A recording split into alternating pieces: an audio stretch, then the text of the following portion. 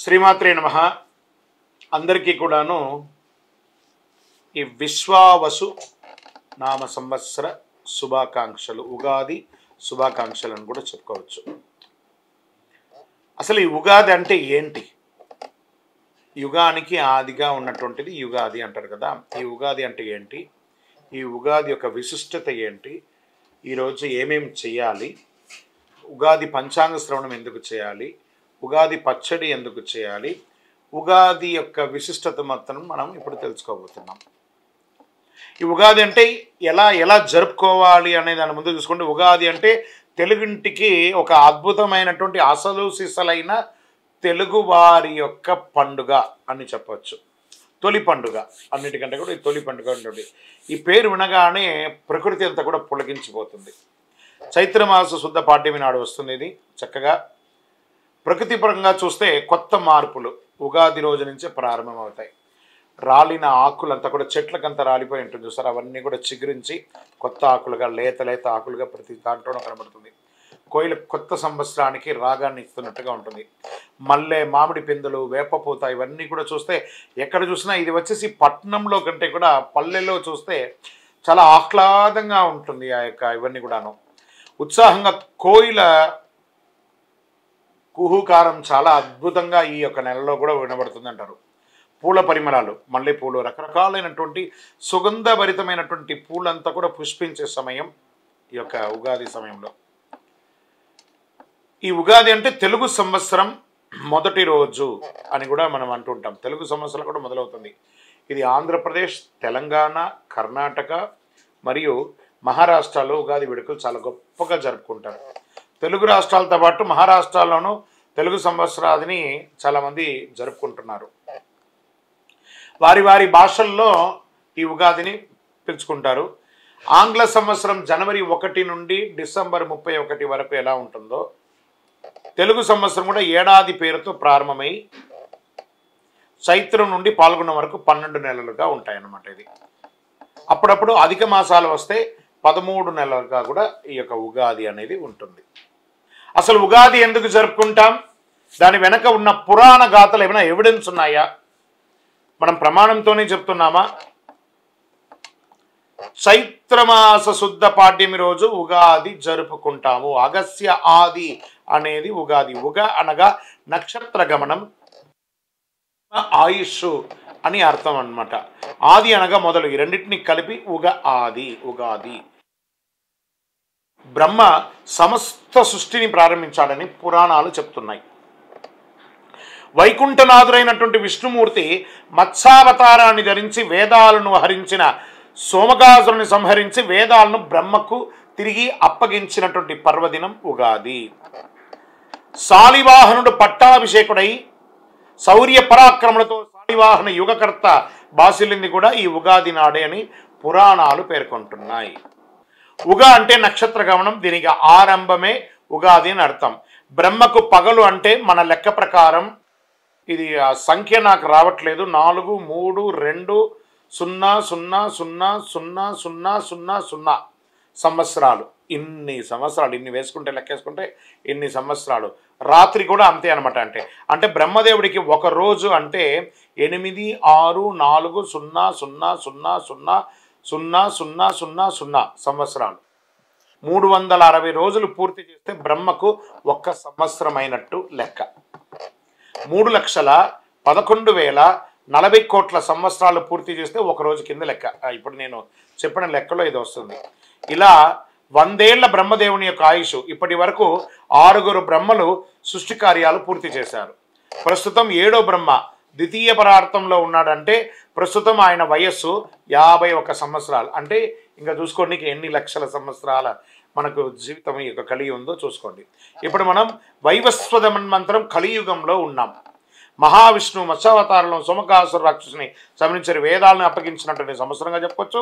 శ్రీరాముడు విక్రమాదిత్య శాలివాహనుడు పట్టాభిషేకమైనటువంటి రోజు కూడా ఇదే అని చెప్పచ్చు.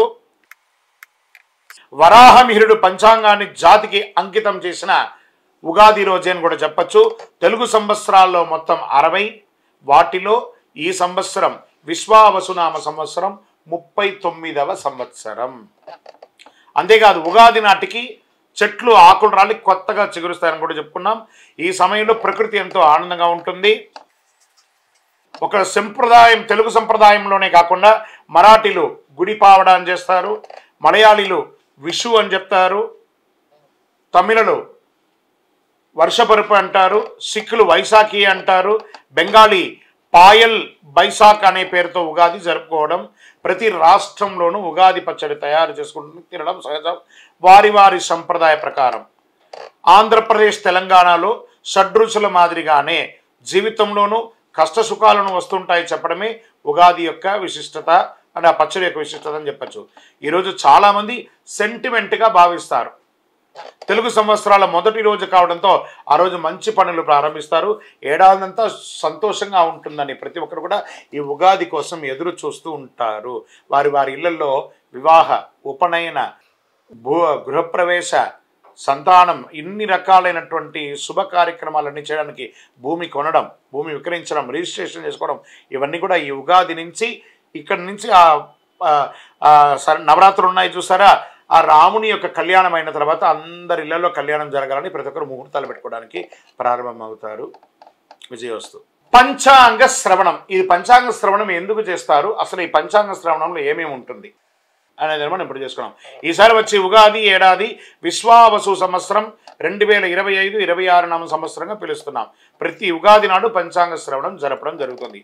వివిధ రాశుల వారికి ఈ ఏడాది ఫలితాలు ఎలా ఉంటుంది, ప్రత్యేకంగా ఉగాది నాడు పంచాంగాన్ని ఆ రోజు ఉగాది రోజు చేయడం, గ్రహాలు నక్షత్రాలను బట్టి తయారు చేసి ఎవరి నక్షత్రంలో ఎవరి రాశికి ఎలా ఉంటుంది, అనేక రాశుల వారికి సందర్భాల్లో గ్రహాల యొక్క కదలిక ఎలా ఉంటుంది, శని భగవానుడు ఎలా ఉంటాడు, బృహస్పతి ఎలా ఉంటాడు, రాహుకేతువులు ఎలా ఉంటారు, బుధశుక్రులు, ఇలా ఒక్కొక్క గ్రహానికి ఏ విధమైనటువంటి గ్రహాలన్నీ మారి ఆ రాశులకి ఏ విధమైనటువంటి ఇన్ఫ్లుయెన్స్ ఉంటుందని తెలియజేసేది పంచాంగంలో. ఆదాయ వ్యయాలు, రాజపూజ్య అవమానాలు చెప్పడం జరుగుతుంది. కొత్త సంవత్సరం వర్షపాతం ఎప్పుడు ఉంటుంది అని చెప్పబడేది ఆ పంచాంగ శ్రవణంలో ఉంటుంది. శుభముహూర్తాలు ఎప్పుడెప్పుడు ఉన్నాయి, తర్వాత కర్తరి ఎప్పుడు ఉంది, మూడాలు ఎప్పుడు ఉన్నాయి, ఈ వాతావరణంలో ఏమైనా తేడా ఉందా, తర్వాత సంక్షోభం ఏమైనా ఉందా, అతివృష్టి అనావృష్టి ఏమైనా ఉందా, పంటలు ఎలా పండుతాయి, ప్రధానంగా పెళ్లిళ్ళ సీజన్ అప్పటి నుంచి ప్రారంభమవుతుంది కాబట్టి పెళ్లిళ్ళు ఎలా ఉన్నాయి, ముహూర్తాలు అసలు ఉన్నాయా లేదా, తిరిగి ఎప్పుడు మంచి ముహూర్తాలు వస్తాయి. ఉగాది రోజున పంచాంగ శ్రవణం అన్ని దేవాలయాల్లోనూ అన్ని ఊరిలోనూ మన గ్రామ పంచాయతీలో కానీ రాష్ట్ర ప్రకారం అయితే పెద్ద పెద్ద అధికారుల ముందర కానీ లేదా గవర్నర్ బంగ్లాలోనూ సీఎం బంగ్లాల్లోనూ ఒక్కొక్క వారి వారి యొక్క ప్రకారం అందరూ చేసుకోవడం జరుగుతుంది. ఇది పల్లె పల్లెలా వాడవాడలా జరుపుకునే ఒక అద్భుతమైనటువంటి పండుగ కాబట్టి ఇది ఉగాది. ఈరోజు పంచాంగ శ్రవణం వినడం వల్ల సంవత్సరం మొత్తంలో తిథివార నక్షత్ర యమగండ దుర్ముహూర్త వర్జ్యాలు మనం తెలుసుకోకపోయినా ఈ ఒక్కరోజు తెలుసుకోవడం వల్ల ఈ సంవత్సరానికి కావలసినట్టు ఉంటుంది. ఈ పంచాంగ శ్రవణం వినడం వల్ల ఆయుక్షేమం అవుతుంది, దీర్ఘాయుష్ పొందుతారు, ఐశ్వర్యాన్ని పొందుతారు. ఏ విధమైనటువంటి ఆటంకాలున్నా మనకు కూడా అనిపిస్తుంది ఏదైనా నిర్ణయించుకోవాలి, ఈ సంవత్సరం ఈ విశ్వావసు నామ సంవత్సరంలో నేను ఏదైనా సాధించాలి అనే దానికి శ్రీకారం చుట్టే ప్రక్రియ ఉన్న రోజే ఉగాది. కాబట్టి ప్రేక్షక మిత్రులందరూ కూడా మా ఛానల్ ద్వారా చూస్తున్నటువంటి వారు ఇది మీకు నచ్చిందంటే సబ్స్క్రైబ్ చేయండి, లైక్ చేయండి, మీ మిత్రులకు అందరికీ కూడా షేర్ చేయండి. ఉగాది రోజు ఒక్కటి చేస్తే 1000 రెట్లుగా మీకు అనుగ్రహం కూడా వస్తుంది. ఇది మాత్రమే కాదు, మా యొక్క ఛానల్ అభివృద్ధి కోసమే కాదు, మీరు కూడా మంచి విషయాలను తెలుసుకున్నారు, ఒక ఆనందం అనిపిస్తేనే ఇతరులకు షేర్ చేయండి. విజయోస్తు. ఉగాది పండుగ ఎలా జరుపుకోవాలి అని ఇవన్నీ పంచాంగ శ్రవణం అన్నీ చెప్పేది. ఉగాది పండుగ ఎలా చేయాలి? ఉగాది రోజు సూర్యోదయం కంటే నిద్ర లేవాలి. ముందు చక్కగా తలకు నువ్వుల నూనె పెట్టి అభ్యంగన స్నానం చక్కగా సూర్యుని ముందర నిలబడి ఒకసారి సూర్య నమస్కారాలు చేసేసుకొని తల స్నానం చేయాలి. నలుగు పిండి పెట్టుకుంటే నలుగు పిండి పెట్టుకొని చేయండి. కొత్త బట్టలు ధరించండి. ఇష్టమైన దేవుడికి పూజించండి. ఇంటికి మామిడి ఆకులు, వేపాకులతో చక్కగా తోరణాలు కట్టండి. బంతిపూలతో పూలసరాలతో కట్టండి. ఇష్టమైన దేవుని పూజించండి. ఉగాది పచ్చడి తాగండి. ఆహారం తినడానికంటే ముందు ఉగాది ఉదయం లేదా సాయంత్రం వీలు చూసుకొని గుడికి వెళ్ళండి. మీ పెద్దవాళ్ళకి అందరికీ నమస్కారం చేయండి. పేద జల్లు వాళ్ళకి అందరికీ బట్టలు కొనియడము, లేదా మజ్జిగ. ఇప్పటి నుంచి వేసవి తాపడం అవుతుంది కాబట్టి చలివేంద్రాలు ఏర్పాటు చేయండి. చలివేంద్రాలు ఏర్పాటు చేసి మంచినీళ్ళు ఏర్పాటు చేయండి, మజ్జిగ ఏర్పాటు చేయండి. పేదవాళ్ళు ఎవరైనా ఉంటే వాళ్ళకి చక్కగా చెప్పులు కొనియండి, గొడుగు కొనియండి. ఇలాంటి సేవా కార్యక్రమాలన్నీ కూడా చేయొచ్చు ఈ ఉగాది రోజు. ఇది మనం చేయవలసినటువంటి పని. అన్నిటికంటే కూడా ప్రేమగా చిరునవ్వుతూ ఉండే, అద్భుతంగా చేసుకునే భక్ష భోజనాలతో కూడినటువంటి ఆహారాన్ని మన ఇంట్లో వండి ఇతరులకు కూడా పంచిపెడితే ఐశ్వర్యం కలుగుతుంది. నహి నహి బహుదానం అన్నదానం సమానం అన్నారు. ఉగాది రోజు వీలుంటే ఒక్కళ్ళకైనా భోజనం పెట్టండి. విజయోస్తు. ఉగాది పచ్చడి.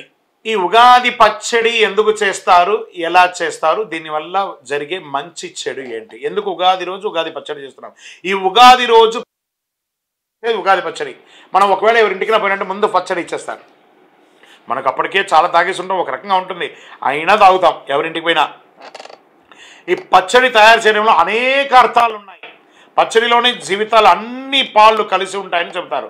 తీపి, చేదు, కారం, వగురు, ఇలా అన్ని రకాలుగా ఉగాది పచ్చడిని చేస్తారు. ఇందులో మొత్తం 6 రుచులు ఉంటాయని చెబుతారు.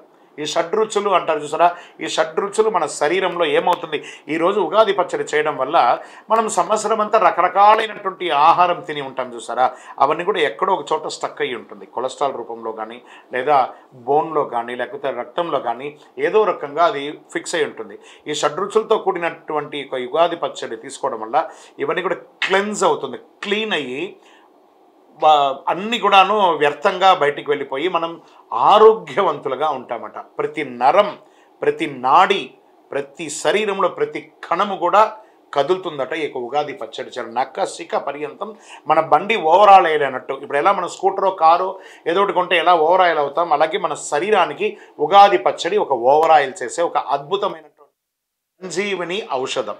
అంత గొప్పదన్నమాట.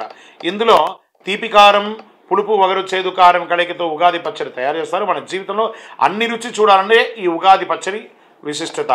కష్టాలు, సుఖాలు, దుఃఖాలు, సంతోషాలు, ఇలా అన్ని జీవితంలో చూడాల్సిన వస్తుందని ఈ పచ్చడి ద్వారా మనం సంస్కృతి మనకు తెలియజేసే ఒక మహత్తరమైనటువంటి ఒక విషయం అనమాట ఇది. ఈ పచ్చడిలో కలిసే వేప పువ్వు చేదుకి గుర్తుగా, మామిడి ముక్కలు పులుపుకి గుర్తుగా, అరటిపండ్లు తీపికి గుర్తుగా ఇందులో జత చేస్తూ ఉంటాను. బెల్లాన్ని కూడా ఇందులో కలుపుతాం. వేసవి కాలంలో వేడి చేయకుండా పూర్తిగా తిన్నది జీర్ణం కావడానికి వీటిని ఉగాది పచ్చడిలో ఉపయోగిస్తారని పెద్దల కాలం నుంచి దీన్ని పాటిస్తూ మనం వస్తున్నాం. పచ్చడితోనే ఈ పచ్చడి తినడం ద్వారా జీవితం అంటే అర్థమయ్యేలా పూర్వీకులు ఈ తరం వారికి చెప్పే ఒక మిగిలినటువంటి మనకు ఒక అవశేషం అని కూడా చెప్పవచ్చు. ఈ జనరేషన్ అంతా ఫాస్ట్ జనరేషన్ కదా, అలాంటిది ఒక మిగిలిందని ఒక అవశేషంగా చెప్పచ్చు. పచ్చడిలో మాదిరిగానే జీవితంలో షడ్రుచులు ఉంటాయి, వాటిని సంతోషంగా ఆస్వాదించాలని పెద్దలు ఉగాది నాడు నుండి మీరు ఉండాలని చెప్పారు. ఆరోగ్యకరమైనటువంటి ప్రయోజనాలు, అనేక ఔషధ గుణాలు ఉంది ఇందులో.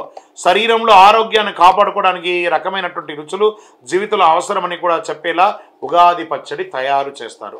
సుఖాలను ఎంత ఆనందంగా స్వీకరిస్తామో కష్టాలను కూడా అదే మాదిరిగా ఆనందంగా తీసుకుంటే జీవితంలో ముందుకు సాగి అద్భుతమైనటువంటి జీవితంలో ఈ విశ్వావసు నామ సంవత్సరంలో ఉగాది పచ్చడిలో ఉన్నటువంటి షడ్రుచులు ఉన్నట్టుగానే మీ జీవితంలో కూడా షడ్రుచులతో కూడినటువంటి జీవితంగా బతకాలని మనస్ఫూర్తిగా ప్రార్థిస్తున్నాం. విజయోస్తు.